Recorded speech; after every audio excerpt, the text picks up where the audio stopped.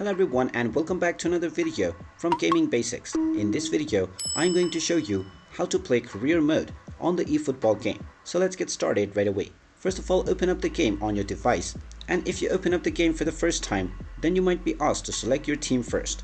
After choosing your team and your username, you will be taken into the home page. Now from the home page, in order to start playing your career mode, tap on the match option. From the match option page, you will need to tap on the eFootball League in order to start playing the career mode from the team that you have selected.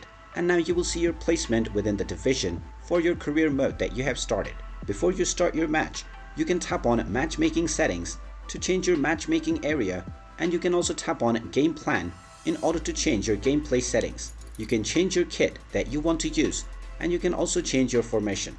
After making all your desired changes, you can tap on the 2 match button, and you will now begin playing your career mode on the eFootball game. And there you have it. That is how easy it is to start playing career mode on the eFootball game. If you find this video helpful, make sure you hit that like button and subscribe to our channel if you haven't done so already. Also ring that notification bell to never miss another update from us. Thank you for watching, and I will see you again in the next video.